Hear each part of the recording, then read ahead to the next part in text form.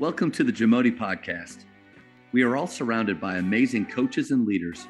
So let's get an inside look at not just what they do, but how they do what they do. After all, becoming the best versions of ourselves is JAMODI, just a matter of doing it. The JAMODI podcast is powered by Sideline Interactive. Sideline Interactive is the leading manufacturer for high-quality, innovative scoring tables and LED video display boards that help coaches and schools bring more excitement to fans, create huge fundraising opportunities, and make their jobs easier. Visit sidelineinteractive.com to check out their amazing products. What are some things that you do to get to know their goals, dreams, aspirations throughout the year? Yeah, for sure. And I'm learning that as a coach, and I do got players that do want to play on the next level, and they don't have to be conversations that everybody knows about. They can be conversations in the classroom, in the office. Hey man, look, we had this scouting report for this player. You're looking to play at the next level, at a high level. You're not gonna be able to make these mistakes. And I'm not upset at you because I'm not upset at anybody on the team, but I'm trying to give you some advice as to how you're gonna be, the expectations you're gonna have at the next level. And it's a conversation, office, closed door. I'm not upset at you. You missed this scouting report right here, not only once or twice, but 3 times. But let's just tighten that up. Not for me. We won last night. No, we won. We took care of business, but we have a short turnaround time where there's not enough time for me to get on that kid on that specific example. But at the next level, son, you're gonna see some repercussions for these mistakes. So just conversations that people, not everybody has to see, not everybody has to know. And it's me understanding what that kid wants to do at the next level. I think the way that you went about that conversation, that meeting is really impressive because it honors the player. It's challenging them to be better, but it's not embarrassing them. How do you feel like that you can get your point across better with that method than everybody in the gym bringing something up that and calling someone out and possibly embarrassing a player? I don't know. What are your thoughts there? Yeah, definitely. That's another one that's changed from year one to year seven. And perfect example is film. I find myself watching film was nothing but a negative time. And like, what are we doing this? I haven't used it a lot, but I use the word expensive. That's expensive. Like we're wasting a lot of time and we're not getting anything done, and that's expensive. And what we were talking about earlier, because I was going to say that's expensive too. Film is Just expensive. yeah, saying things in front of the whole team when it's really just about one player. I get where you're going. Maybe that's expensive because it's only benefiting Yeah, one. Or helping one. You could always say that, like, when I'm coaching him, it's for everybody. I yeah, get that. Like, everybody needs to hear the reminders that you're giving. But when it's a lengthy conversation and it's really only an issue that one player is having, do you really want to spend? Because you're right. That what's expensive is the time. That's what we can't get back. And do you really want to spend that time on that one conversation where everybody's standing and waiting, or can we do that one-on-one? yeah. And the scouting reports. That's what I was gonna say. The scouting report. That's expensive because, well, like you said, you'd find them on the floor. But how long did it take you to make that scouting report? That's expensive. That's a 8-hour scouting report where the return on investment is paper on the floor. That's expensive to me. That film's expensive in the way that we're gonna spend so much time talking about stuff that's wrong, and the kids, and I've heard it. The kids like, man, that's what we come watch film for. Like, and I'm a balanced guy where we show good clips and bad clips, but the ones they remember are the bad clips. And we've tried to frame it, we try to word it different, where we're not talking about Joe here. We're talking about the position. If you were too happy to be in this position, this is what we don't want to see. So we're talking about the position, but Joe takes it as we're talking about Joe. So we Right. try to reword it. We try to reword it. And back to what I was saying, like, it's my job to understand what we did wrong in the game. That's my job. Watch the game, We didn't guard pick and roll coverages correct. We weren't ready for this action. We weren't the game plan was off. That's the first. It was the game plan on with the game plan off. And then, well, it's my job to create a practice plan that's going to fix those problems. Not It's not my job to tell the kids what they did wrong. It's my job to come back and, all right, we need a this week's this let's formulate this week's plan where we're going to hit XYZ because XYZ is what came out wrong in the game plan, And no need to show it to the kids. They are going to go out there and do the drills. They're going to do the drills. They're going to do them hard. And hey, remember, we're doing this drill because when we see a ball screen to the single side, we want to blitz it because we really don't have any gap help on the single side. Okay, coach, but that all falls back. That all comes from the game that we just watched that we didn't execute that properly. But I don't have to sit in the film room and tell them, "Hey, man, why aren't we blitzing pick and roll to the single side? We don't have help. We don't. It doesn't have to get to that. I already saw it. I already know it. Let's just go out and fix it." You know, and that's been 2 or 3 years where less film, more practice, more planning. Less film, more practice. I know that there's probably a lot of coaches when they hear that are automatically thinking, God, that's me. Like I'm the opposite of that. I'm more film and less practice. And I think because that is the challenge of Tyler Costin talked about. And everything we're doing, we need to shave off some. Like if you write an email out, you need to read it over and take 20%. If you write a practice plan, look over and take 20% out of it. I think film is that same way. You nailed it, man. Like how much more could we get out of them by them doing the actions, overseeing it? And I'm not saying that they don't need to see it. And then you went a whole other great direction too of what should film be? It should be a classroom. It should be where we learn. And one of the biggest things I feel like that stops that is emotion. When we're getting upset and we're taking things out on the team for the negative plays that we saw the night before. To tie a bow on this, I think is what leads to them learning more.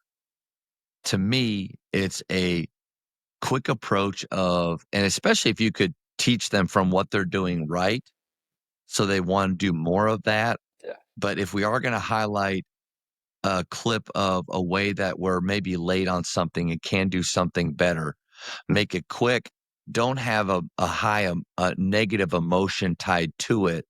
Talk to the entire group, not just one person, and then you allow film to guide your practice plan for that day. Because I think that we're guilty of this too. We're going to watch a lot of stuff on film, what we need to do, but then we don't address it actually on the floor. We just go about with the normal plan that we typically have. Because whether we realize it or not, we all have rhythms that we kind of go through where our players could almost guess what we're doing next before we actually tell them. Let's let film guide what we need to do and games guide what we need to work on the next day. Yeah, and another thing is identifying what's a mistake and what's a problem. Was that a mistake? Like, well, we were in this situation 6 times, ball screen to a single side, and only one time we didn't blitz it. Well, that's a mistake. That's not a problem. Now we're in a pick and roll to a single side, and we flunked it where we didn't blitz it 4 times, and we only blitz it 2. Now that's a problem. So don't harp on mistakes. Like I'm gonna make a mistake on coaching. We're not gonna make every shot. We're not gonna execute the game plan 100%. So watch the film, not just once. And when I said cut the film, I mean cut the film in terms of your work day. Like I come home, I watch a lot of film. You watch my huddle time at the end of the week is like 12 hours, something like that, something crazy like that. But watch it multiple times and see if it's a mistake or if it's a problem. And mistakes are going to happen, even in practice, even in the game, in your everyday life, and we should go in to the game with an expectation there's going to be some mistakes, and have an answer sheet to those mistakes. Because if you go into the game with the expectation that you're going to get every rebound, every box at it, you're going to find yourself frustrated the whole entire game because every little mistake that we make, go into the game, understand that your kids might jump a back cut and you might get got, understand that. But what's going to be your answer sheet was also the help site there was okay, the what's the trigger to the back cut? Is it a dribble lat? Is it a spin out? Is it, so then teacher, hey, remember when they spin out, that's triggering the back cut or the jump start, so have those answer sheets. Like you can go into the game and kind of predict where your kids are gonna mess up here and there, because it's a tough action, because it's a tough player. This kid, he averages 9 rebounds a game. I mean, and the game plan is that we're gonna box out number 32 because he averages nine offensive rebounds a game. Well, we're gonna expect at least maybe one, one, and when it does happen, just remember that guy is a face guy. We're facing him. That he got his one. Okay, let's go. No more the rest of the game. Okay, coach, I got you. Rather than, I found that to be more productive than you know that guy is a face guy. He doesn't need to be rebounding. You can just tell me, hey, all right, he got his one. No more. Okay, coach. I've gotten the response that, yeah, coach, I got you. That's the only one he's getting. That's the only one he's getting. And where in turn you'd go, you already know that guy is a face guy. And the guy's like, I know, coach, I'm trying.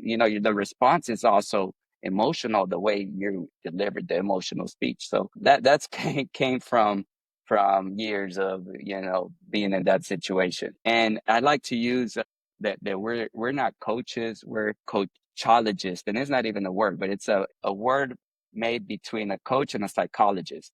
And you're that. That's what you are. You're both of those in the middle of the game. Love Yeah. that. Coachologist. I've never heard that before.